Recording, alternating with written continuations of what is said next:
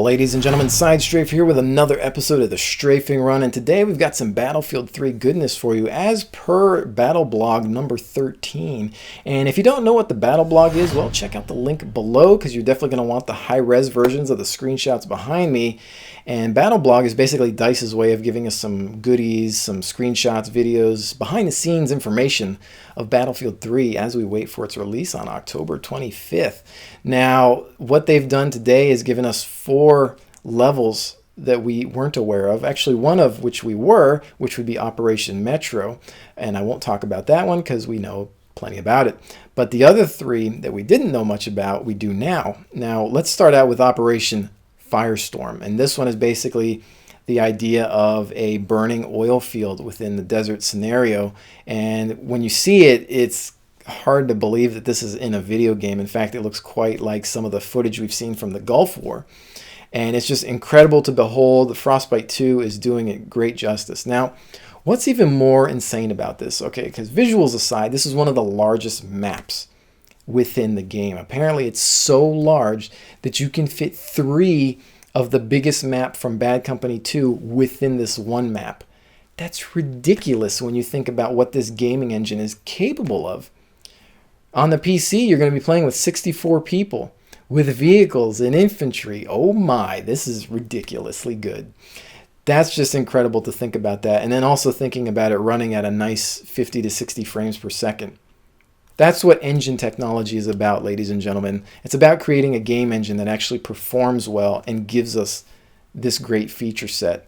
That's what it's about. No excuses. That's the content and quality you can expect from DICE, and that is why I put my faith in these titles. Now, moving right along, what else do we got? We've got Turan Highway, I believe that's how it's pronounced. And this one is actually a nighttime city map where apparently you work your way in from the outskirts, starting with vehicles rolling in, but as you get into the tight confines of the close quarter city, you actually have to either abandon your vehicles or focus on infantry combat, hopefully having tank commanders and vehicle commanders providing fire support, suppressive fire for the infantry that rolls into the center of the city and fighting within. Now, this should be interesting because it is nighttime, so you're going to have to keep on the stealth, basically. Snipers, this could be interesting for you, watching your flash suppression and making sure that you're not revealed. I think a good Spec Ops team, a good squad can actually, wreak havoc on this map if they know what they're doing and play well together. So check your loadouts, guys. This one's going to be a wild ride, definitely. So beyond that, what do we got? The last map, Damavand Peak. Now this one apparently is vertically challenging. Now this interesting map is basically about base jumping for one of the teams. You're going to base jump 500 meters below to your objective to get to your objective. Now this is new. We haven't really seen too much like this. Maybe a couple other games in the past have done something similar, but never to this scale. And before in Bad Company 2, we've parachuted down to an objective. This will be interesting take on that. So here we go. We're going 500 meters down into this mining facility, apparently. And then it becomes more vehicle-centric as you go on. And we're going to have a tunnel networking system, and it's just going to be crazy. Now, as you can see from the screenshots behind me, as well as the ones on Battle Blog, it looks phenomenal. It's just gorgeous scenery. And like I said before, it's hard to believe that we can, again, add that 64-player support as well as the other features to it. Now, remember, guys, all these maps are going to feature all modes of the game. That means Conquest mode. That means Rush mode. That means the Infantry-only mode. So that's 3 different modes we get for all these amazing maps. And you might say, okay, well, we got our total at around 9 or so maps, plus the Back to Karkand expansion, which comes out maybe a month later to give us 4 more maps. But you have to realize that one map in Battlefield is almost equal to several maps in other games because of the sheer size. You could spend your whole 30 minutes of the game sitting in one section of the map, defending one section of that map, and then the next game you play, you defend another section. And it's almost like you're getting a different experience each time you play.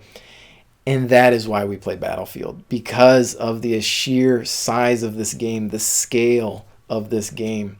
And I'm really excited because I totally remember my BF2 days.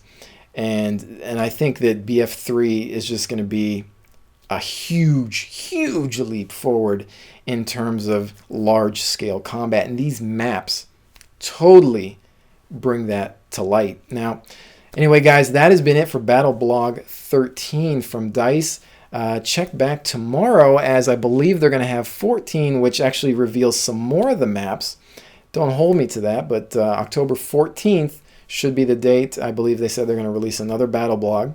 And maybe we'll have another video for you. Hopefully this has been helpful for those of you who don't actually like to read, which is actually, I'm kind of guilty of that. So maybe the video presentation of the Battle Blog might be interesting as we wait for that day, October 25th. The game is coming out, guys.